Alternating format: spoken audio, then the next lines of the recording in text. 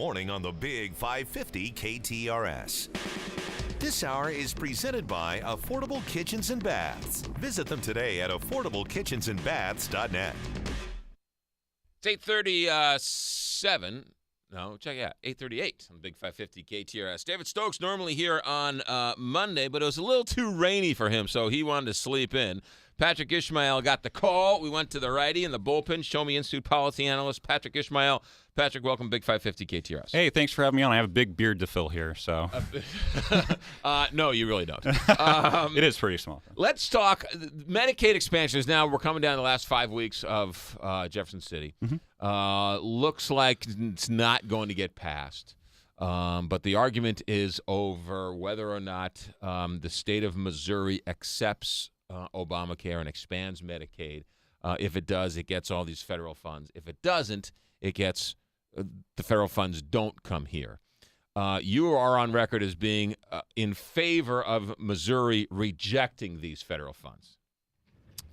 And then the House is negotiating. Maybe we can bring some efficiencies to the system. Maybe we can take some of the money, and so they're sort of playing this dance with the federal government, right? I mean, is Sure. that a safe way? I think so, yeah.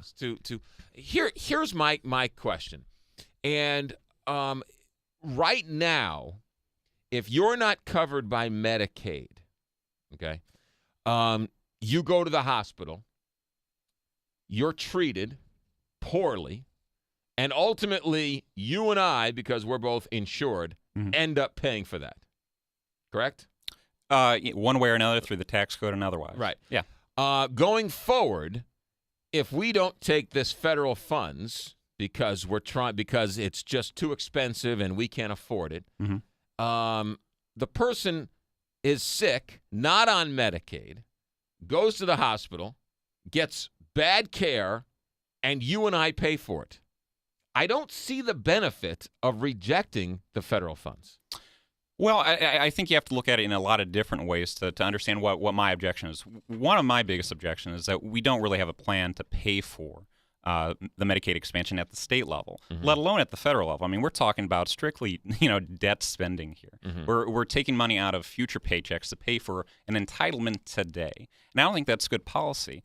But setting aside the federal aspect, the state still doesn't have a plan to pay for the stream of costs that's going to go out into the future. If you combine the cost of those who are going to be newly eligible and those who are already eligible but not already enrolled in the Medicaid system, who we expect to join, you're looking at about $3 billion of new spending by the state over the next 10 years. And I haven't seen a really good explanation for where that money is going to come from. Okay, but these people... This is to insure people who are not insured today, correct? Your Medicaid? This $3 billion. That's to pay for people who are not insured today. It is to provide Medicaid, which I don't think is a very good program anyway. Unfortunately, if you look at all the studies across that look at Medicaid health outcomes, they're not very good. And so before we expand a program like this, I'd like to see some serious reform. Well, there's no question. I think there are some efficiencies that can be helped out and all those other things. But right now, today, we're paying for these people, whether they're on Medicaid or not. Correct? Well, we're going to pay for them regardless. You and I are going to pay for them regardless. Yes. Okay. Yeah, absolutely. So and so the question is, at some point, some of these changeovers, they're going to not necessarily go to the emergency room to get their help. They might actually have to go to a doctor. They might actually have to have some accountability for their own health care. In the proposal from the House or in the current Medicaid program? Right. Going forward, right? I mean, there is some responsibility, at least to, if you're not going to be healthy, you might have to pay for that, right? It depends on the proposal you're talking about. I mean, the problem, though, status quo, if we implement the Affordable Care Act, what we're looking at is a bending of the cost curve up. It's going to be more expensive for us overall if we implement the Medicaid expansion and the exchanges. Unfortunately, the Affordable Care Act didn't really deal with the affordability question. They thought they could guarantee access, and somehow that would actually fix the healthcare system. But it did precisely the opposite. Instead of having, a third-party payer in the private market essentially provide care. We're now moving, a big step toward more government-run healthcare. And unfortunately, we need to move in a free market direction, one that empowers individuals to actually mitigate the cost. Because right now, oftentimes, we look at our insurance, we're like, well, look at all this money that I can basically spend once I get to my deductible. That's not how we deal with other markets like cars. We look for the best price. Same thing with TV sets. But hold on a second, Patrick. There's no way somebody has a gallbladder surgery and shops around for the best price for his emergency gallbladder surgery. And in some instances that's obviously not what's going on. But under normal circumstances, like if I have a cold and I know that I'm going to have to pay out of pocket to go to the doctor, I may be like, well, maybe I'll just get a Tylenol and see how this goes, because Tylenol is going to be less expensive for me. Unfortunately, those market mechanisms have been removed from the market for a long, long time, and particularly in the insurance market, we haven't had a really free market in insurance for a long, long time. I can't buy insurance from New York or from Florida like I can buy a TV from Florida or New York. If you want to get those costs down, you really have to get the market involved in that to mitigate, to make the services less expensive where they can be. That's the great thing about the free market. Yeah, I'm not so sure buying insurance from New York would make things cheaper. Well, not necessarily New York, but I can think of a few other places, Kansas, Nebraska. But if a Kansas organization wanted to buy insurance in Missouri or sell insurance in Missouri, right, they could, right? Nothing's barring them from doing it. I mean, there's a process, but yeah, of course. Right. So I don't understand if a company in Wisconsin's like, oh, you know what? I can sell insurance cheaper in Missouri. I'm going to sell it. It's nothing stopping them from selling it here. Well, there are different state requirements. First of all, you have to be approved to be able to sell here. Mm-hmm. Second of all, there are different state requirements that you have to cover X, Y, and Z. Right. Those mandated requirements grow the cost of those plans. Sure. Along with other aspects, right. Urban areas, rural areas, all the different sorts of actuarial questions. Right. But I think if you are able to buy insurance from multiple places, regardless of what the specific requirements are in those individual states, there may be something that works better for me. I may not need to have a certain kind of coverage because it just doesn't work for me. So I can go ahead and lower my cost by getting a plan that doesn't cover that. Yeah. See, I think that there actually needs to be a lot more of that, and I think and there's not one politician who's sat in your seat who has agreed with me. But really? No. Oh. But on what I'm about to say, okay. And that is that you want accountability? Absolutely. You don't have health insurance, you're not allowed to go to the doctor. Well, yeah, and that's a pretty tough. Hey. Oh no! I get a broken. I get a flat tire. You're not forcing Dobbs Tire and Auto to give me a tire. No, I understand that. I do think that there is. You don't have to do that to make the healthcare system better. I think How do you get accountability? How do you get accountability? If somebody says, I would rather spend money on a big screen TV. No, true enough. Than actually buy health insurance. Then when I get sick, I'll just wing it.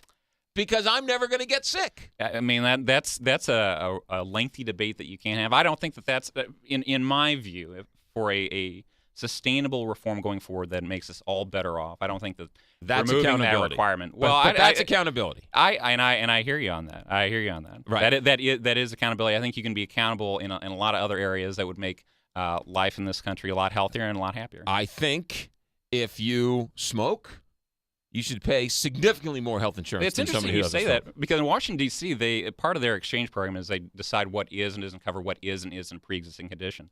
They consider, I think, smoking essentially, nicotine addiction, to be a pre-existing condition, which means that you can't charge them more in Washington D.C. for a health care plan.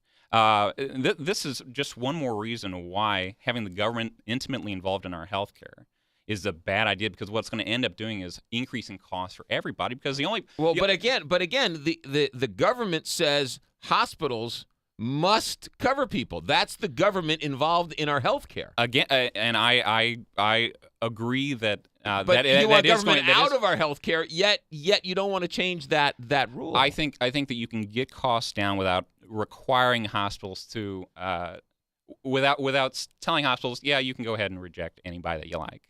I think that you can get costs down. I mean, ultimately, I would start with the free market and say, let's get costs down, and then let's look at whether or not that is actually a driver of our costs. I think if you want to get costs down, stop forcing hospitals to give people free health care. Because it's bad health care to start with. Mm-hmm. It's bad. It just patches them up to send them out.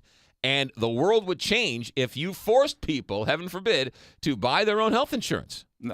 I think people would make different calculations under that. And there's not a person who's come into this studio on the phone, Skype, phone, whatever, who has come out and has said, this is awful, and we need to do this. Well, and what I will say is that those situations are ultimately a very small percentage of the cost of care in this country, like single-digit costs. You're saying a small percentage is the indigent care and the people who choose not to buy health insurance? The real driver of costs in this country is the fact that we are not connected to the costs of our care. We really, if we were to buy a TV this way, I mean, we'd have crazy expense. I was actually at a small business seminar about 2 weeks ago, and one of the insurance guys was talking about, I went in, I asked what the cash cost of this particular procedure was, and I asked for what the cost of insurance. Mm-hmm. Cash cost was $3,000. They couldn't tell him what the insurance cost was, so he went through the process. Insurance cost was $12,000. Right. Okay.